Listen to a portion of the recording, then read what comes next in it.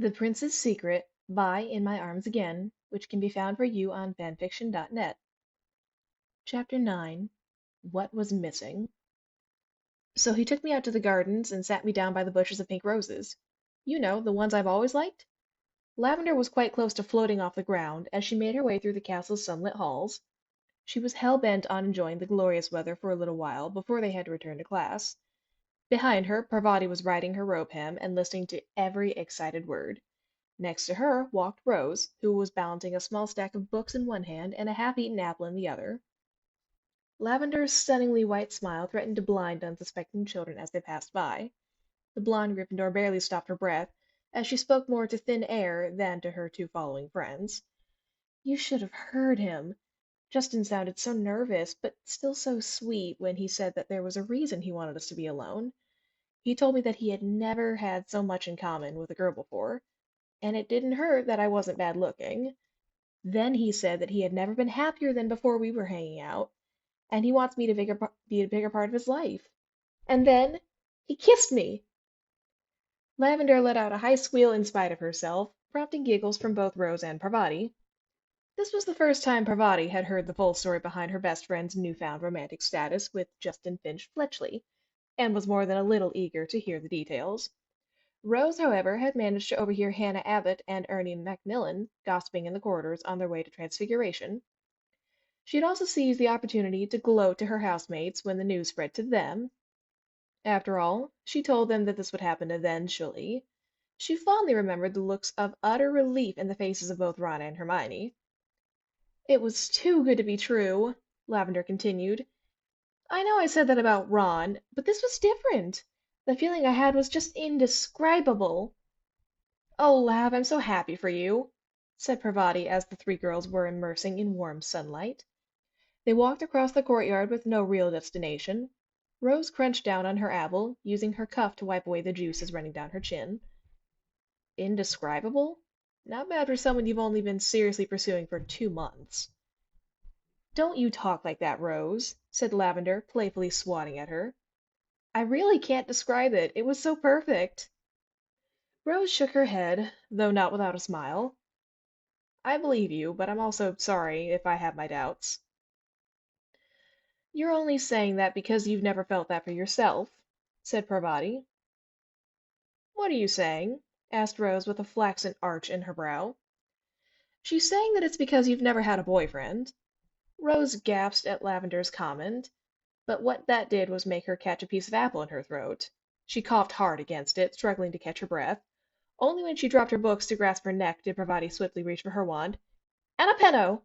In a flash, the chunk flew out of Rose's mouth. She took deep, rasping breaths as the color came back into her lips. You tried to kill me! She pointed a thin finger at Lavender, who bent over to pick up her books. Sorry about that, Rose. I didn't mean to make you choke. Lavender sounded nothing but sincere. All I'll say is the next time you have a thought like that, either word it differently or let it go. Rose got her second wind and accepted her books. She then stunned her friends by choosing to take another bite of her apple. Parvati shook her head, shutting her eyes. I mean what I said, though, said Lavender, shaking out her hair.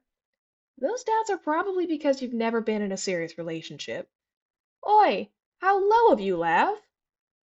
Take it easy, Rose, said Parvati. She might have a point there. Oh, sure, take her aside. Rose shrugged. It didn't take a genius to realize that Rose didn't like that particular fact being thrown around. You know I don't hang around you two all the time. You could be completely wrong for all you know. Lavender snorted, quite amused. Rose, if you had a whirlwind romance with some muggle over the summer, I think we would know it by now. Rose thought about it for a moment. She had to hand it to her giddy blonde friend. She probably would have bragged a little if something of that sort did happen. Touché, she said, nodding. Oh, hell, but why are we turning this on me? I really am happy for you, Lav. Justin's a great guy, and to tell you the truth, I think he's a better match for you. You really think so? Sure, Parvati agreed. At least you and Justin actually talk to each other. Lavender laughed. Hey, Ron and I talked. Evidently not enough, said Rose. Parvati couldn't help but nod in her direction. Lavender huffed. This coming from a girl with no boyfriend. Rose stepped forward and their blue eyes met. I'm single, not naive. Neither Lavender nor Parvati had the audacity to challenge that. As they walked freely around the grounds, Rose's wandering eye found Harry sitting on a large boulder by the lake shore. Ron and Hermione sat in the grass beside him, Ron's arm wrapped around his girlfriend's shoulder. Hermione turned her head, and upon seeing the ginger girl, she waved for her to come over. Rose politely excused herself from Lavender and Parvati and dashed over to the trio. She came to a stop just short of the water's edge and leaned up against Harry's rock. So Lavender and Justin finally hooked up? Said Harry, looking down so that his glasses barely clung to the tip of his nose. Yeah, and about time, too. Rose continued to munch on her now skinless apple. You owe me 2 sickles, Ron. Ron groaned. Oh, come on. You said they wouldn't be official till October. I don't want to say I told you so, but I told you so. Lucky guess. Ron rolled his eyes. Rose saw this and laughed, joined by Harry. Perhaps divination wasn't totally useless at all. She chuckled. Again, Ron rolled his eyes. He promised her that she would have her money by the end of the month. No offense to Lavender, but I'm grateful that we don't travel in the same crowds, said Hermione, shaking her head and smirking. To put up with that all day long, you and Parvati must have the patience of a saint. She's excited, cut her some slack, said Rose. Ron laughed. Well then, could you do us a favor and tell her to tone it down a bit? Rose doesn't have any more control over her than you do, Ron. Thank you, Harry, Rose shouted up at the rock. I'm curious, Hermione said as she shifted closer to Rose. Ron rolled his eyes in that, oh, here we go again, way only he could pull off. Thankfully for him, his girlfriend missed this. Just what did you have to say about Lavender and Justin? After all, you do claim to be her friend. Stop that, Miney! Rose shook her head. I just said I was happy for her. Not like that means anything, really. She and Parvati said I just didn't get it because I've never had a real serious boyfriend. Then again, Lavender talks like I've only just been introduced to men. I don't know where she got that idea. She tried to kill me, by the way. Damn near choked me to death. She displayed the weapon of choice, which was still dripping juice down her fingers. Hermione and Ron giggled. Anyway, I don't plan on becoming too involved, Rose continued in between her gnawing. I am single, after all. I don't want anybody raping my ear with unwanted love stories. At least you two are modest. She noticed that the couple in the grass was still laughing under their breath. She also noticed that they were looking just beyond her. She turned as she followed their eye line. Up on his stone perch, Harry was playing some invisible violin. Rose snarled. Oh, ha ha, very funny, Harry. Just know that you're not the only one with relationship troubles, Rose. I know, I know. Geez, it's only been 4 weeks since you last saw Ginny. Keep your trousers on. But Rose, that's like an eternity, I know, said Rose, doing Harry a favor by finishing his thought. But at least you have Ginny to miss and brag about. I have to listen to almost all my girlfriends gush over their dates, and I don't have anything to show for that. What do you have to say to that, Potter? That you make a good argument, Harry admitted. Rose and Hermione smiled at each other, quite satisfied with themselves and their superior female logic. Ron merely shook his head. Harry really should try to challenge a woman sometime. Rose slid down to the side of the boulder and sat down on the ground, setting her books down in the fresh grass. We're in for some long days, the way I see it. You two especially. She motioned to Ron and Hermione. As much as I like Lavender, I wouldn't be surprised if she tried to show Justin off to spite you. Hermione let out an involuntary huff. Don't even get me started. I wouldn't be surprised if she starts waltzing around proclaiming to the heavens that she's found her soulmate. She looked over at Rose just in time to see an uncomfortable twitch in the corner of her mouth. Oh my God, she is, isn't she? Not that I'm aware of, but I can see that happening. Rose sounded a bit guilty, like it was a terrible betrayal to gossip about friends with another circle of friends. Marilyn help us if she does, because that has to be among the most ridiculous things I've heard of in a long time. Really, you know a guy for a few weeks, you have one date, and suddenly you're planning out your whole future. People like that ought to slow the hell down. The Prophet's personals are already full of marriage announcements. Wow, 7 days with Snape, and already it's starting to sound like him, said Ron, pulling Hermione in to tuck her head under his chin. Is that so? I thought that was rather kind. Rose eased herself back onto her feet, fingering what was left of her apple. She wrinkled her brow with a crooked smirk. If I ever do lapse into such madness, I give you my full permission to knock me upside the head with a textbook. Fair enough. Ron leaned back, propping himself up on his forearm and taking Hermione back with him. Mind if I borrow your potions book? No, use transfigurations. It's heavier. Harry joked. That ought to knock some sense into her. Rose looked out across the lake and squinted her eyes like she was trying to make out something in the distance, but then the blue orbs widened with focus. She took a step back, swung her arm, and tossed the apple core out over the high water. As if on cue, a great tentacle shot up out of the waves to catch it. It disappeared again with a splash. Nice shot, said Ron. Thanks, Ron, though probably more thanks to the giant squid. Harry stared out over the calm lake, his dark green eyes wide open. Every so often he would glance down at Rose as she talked with Ron and Hermione. Then he raised his eyebrows, an expression that suggested that he had suddenly gotten a brilliant idea. Say, Rose, he said as he slid down to the side of the rock and came to rest on his feet. That's quite an arm you got there. Oh, that's nothing. It's just good timing. That's a bit more than nothing, if you ask me. Harry looked out at the ripples left behind by the squid. Can I ask you something? Sure, what do you want? You know that I'm holding Quidditch tryouts this weekend, right? Oh, yeah, finally. Could you be any more behind on that? Harry shrugged with a smile. Yeah, I know we're late. But anyway, have you ever considered trying out for the team? Rose wrinkled her brow, shooting a quick look at Hermione. She then turned back to Harry. Why would I want to do that? Rose, are you blind? That was a great throw you did. Imagine doing something like that while hanging onto a broom with a quaffle in your hand. You want me to try out for Chaser? Asked Rose. Yeah, Harry nodded. You know that there are a lot of open positions this term, and from my view, we're at a loss for good chasers. I need as many people as I can get to try out. Rose didn't need to be told this in the slightest. Since the start of term, she had been watching Harry work himself into near panic when faced with leading a team with no recognizable talent, and very few players to choose from. Ron had once joked that the head boy would have to start whoring himself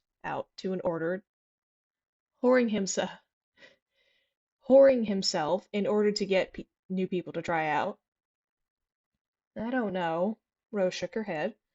Why not? Asked Harry. Well, Rose's voice oozed with guilt again. Forgive me, but it is a bit funny how certain people seem to get positions year after year. Her eye twitched in Ron's direction. What are you implying? Harry wrinkled his eyebrows, staring into Rose's eyes. No offense to you, Ginny, or anyone else, but if I were to try out, how do I know that everyone would be getting a fair chance? Harry's face relaxed, not putting much effort into holding back the evident smirk. Is that what those mates of yours thought we were doing? He asked with a shake of his head. It wasn't all of them, just Natasha. At least Johnny had good sportsmanship. Rose could hear Ron and Hermione behind her, struggling to contain their laughter. She turned towards them and eased down onto the grass beside them. Harry, too, decided to sit down on the ground with his friends. All right, so I might be a biased bastard, he chuckled, but at least I make an attempt not to be. That's a very fine line, Harry, said Hermione. I'd be careful with what you say.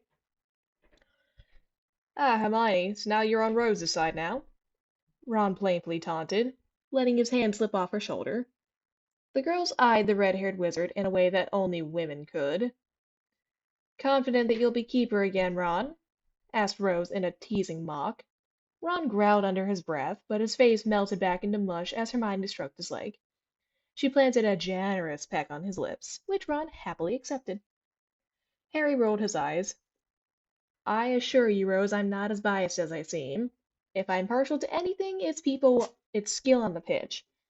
Then again, if you had more interest in the team in the past, you would know that already. I'm as interested as the next Gryffindor, Rose sneered. I'm sure you are, said Harry. What I mean to say is that everyone, and I mean everyone, will be getting a fair shot. Rose thought about it for a moment. Never before had she really considered going out for Quidditch. It just wasn't that high up on her totem pole of priorities. It also seemed to be one of those things that required a majority of your friends to be in Gryffindor as well, Johnny and Natasha would have made that a bit difficult, right along with a number of others. But Rose just couldn't help but think back from her time to school.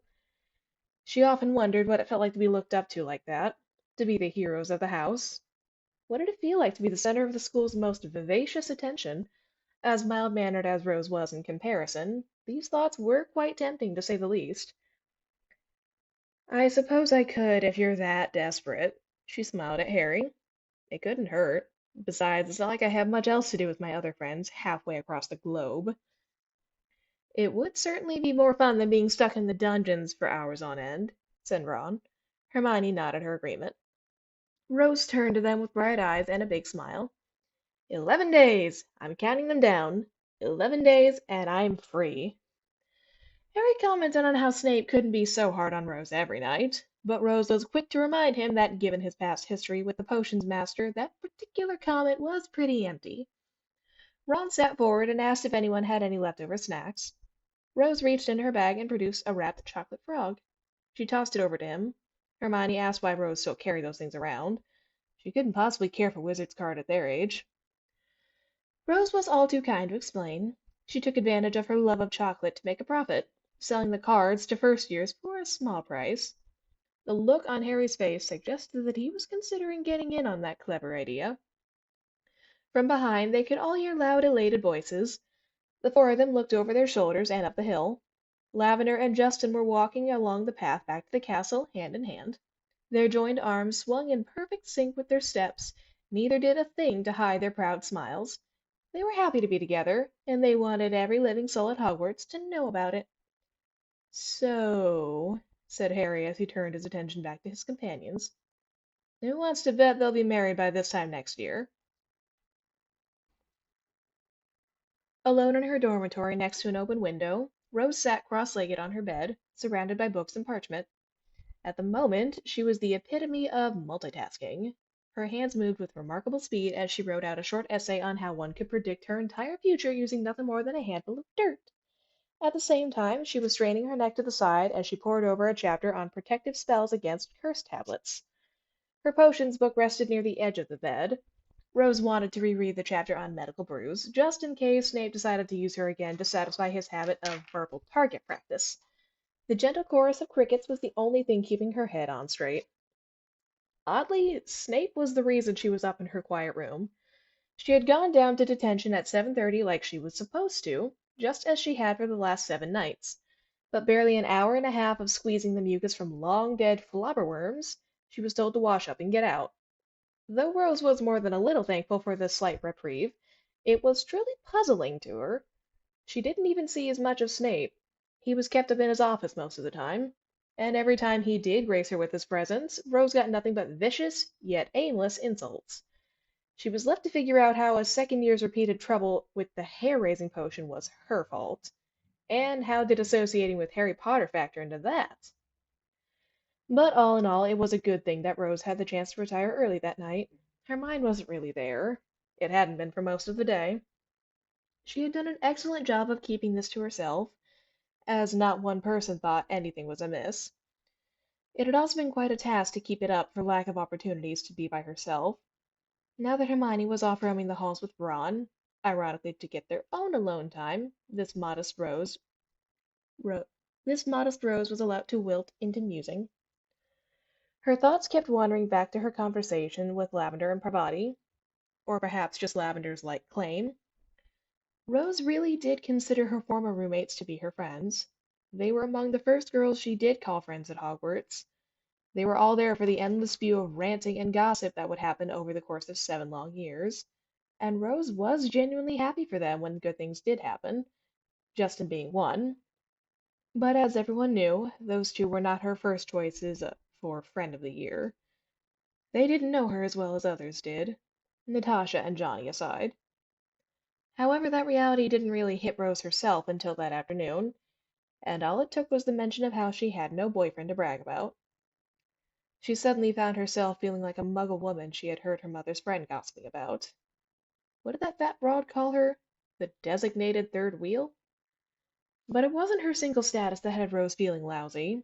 If it was anything, it was indirectly caused by Lavender's sheer lack of awareness.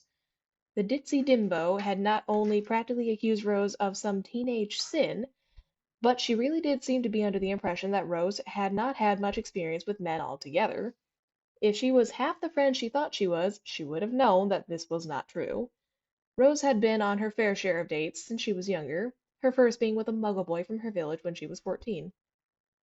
Trysts with others followed, but none of it was anything that Rose would call serious. Alright, so maybe Lavender had a point. But that didn't mean Rose was alright with basically being the single lady of the Gryffindor 7th years. Lavender was right about one thing.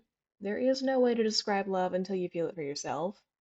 Regardless of what makes you feel those feelings, or where they come about, or where they take you, it stays with you. But it's not an emotion that should be easily tossed around by loose tongues. You may find yourself proudly proclaiming your undying love, your only witness being someone who had felt that same gut-twisting affection. And felt that same affection Rose had.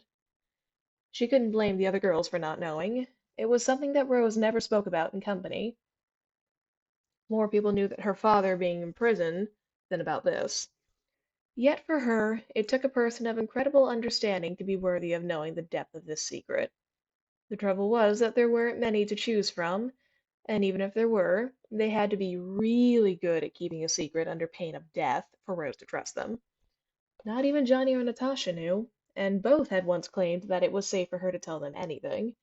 Hermione was the only person she had yet revealed any of her feelings to. Unfortunately for Rose, the boy she so cared for was among the masses of people you didn't know. And more unfortunately even, he never would. Like too many in those recent days, he was long gone from Rose's life. But whereas others simply moved to another land, merely an owl post away, there was no way Rose would ever hear from this young wizard again.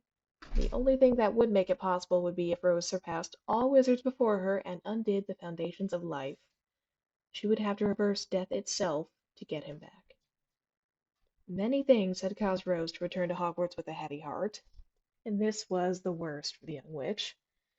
She had gone to great lengths to not go thinking of him, diverting conversations and avoiding his old haunting spots. Not even with Hermione would she talk about him, no matter how many times the head girl said it would help. To Rose, the best way to get over that man was for her to do her best to forget about him. After all, it's not like she had any reason to still hope. She was far too young to hold on to a lost love like that. Rose shook her head with a deep sigh, bidding herself to dismiss her thoughts. She had better things to do than reminisce about that wonderful boy and her hopelessly stolen heart. She immersed herself into her work again, ignoring the need for sleep. She was poring over her potions book when the door slowly creaked open. Hermione had one heck of a goofy smile on her face as she glided across the floor. She flung herself over her bed and kicked up her legs. Rose hid her silent giggle behind her book. "Looks like you had a good evening," she said, unable to resist. "I thought you would still be in detention," said Hermione, looking up at her canopy. "Yeah, it seems that even Snape had better things to do tonight." They talked for a few minutes about the Snape peculiarity that resulted in Rose sitting up there at a reasonable hour. There wasn't a doubt that Hermione was collecting as much information as she could, trying to draw some conclusion. Apparently, there was still too little, as the conversation ended with both girls shrugging their shoulders. Rose didn't need to ask Hermione what she did that evening. Her face said it all. It might have been odd to see this pure glee in the eyes of such a private witch if Rose wasn't one herself. But of course, this only served as proof of their close bond. Hermione did not have to blather on about how much she loved Ron, because Rose already knew it. She knew that years ago, and she understood everything Hermione went through. She felt the beginnings of a knot forming in her chest. Hermione motioned to her bedside clock and showed Rose that it was late. She was more than willing to remind Rose of what happened the last time she worked through the night. Rolling her eyes, Rose closed her book and dropped it to the floor beside her bed. Pity, really. That chapter was actually an interesting read. In fact, there were some interesting points that she would have wanted to investigate further. She smirked at the idea, the potioneer in her asserting its presence. She pushed the rest of her things off the bed and slipped under the covers.